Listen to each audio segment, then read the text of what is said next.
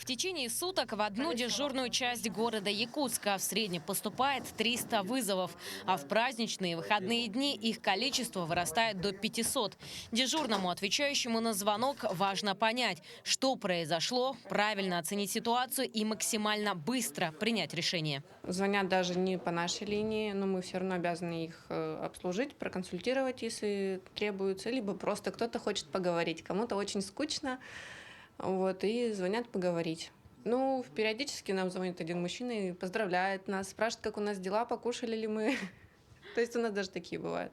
Мы должны все равно ответить каждому гражданину на его вопросы, помочь ему. Это наши основные задачи, чтобы люди услышали нас, что мы их слушаем. Это главное, чтобы они понимали, что мы им хотим помочь. Дежурная часть – это сердце полиции. Смена отвечает за координацию работы всех подразделений территориальных органов внутренних дел. В состав смены входит начальник смены, старший оперативный дежурный, дежурный, инженер-электроник, помощник оперативного дежурного и диспетчер. Если вдруг вам понадобилась помощь, вы обратились в дежурную часть устно по номерам 102 или 112, то в первую очередь нужно правильно реагировать на вопросы дежурного. Они направлены на выяснение обстоятельств, которые могут помочь в скорейшем раскрытии преступления. Нужно рассказать о произошедшем как можно подробнее, в хронологическом порядке. Чем быстрее поступил звонок, тем выше шанс поймать преступников.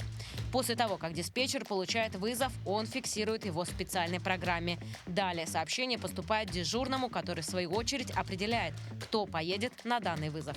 Совершилась кража. Заявитель Слепцова Ольга Сергеевна.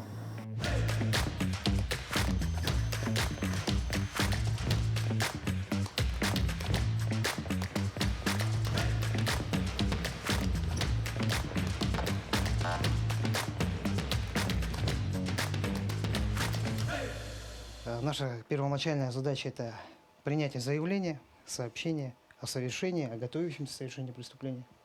Ну и незамедлительный выезд следственно-оперативной группы. И также руководством наружными нарядами. То есть своевременная подача ориентировки наружным службам и то есть доклад уже вышестоящим руководству.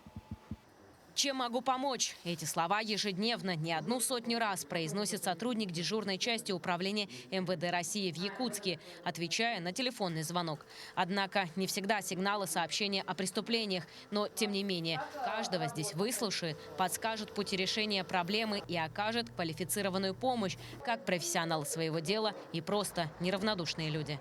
Валерия Наумова, Георгий Григорьев, Якутск.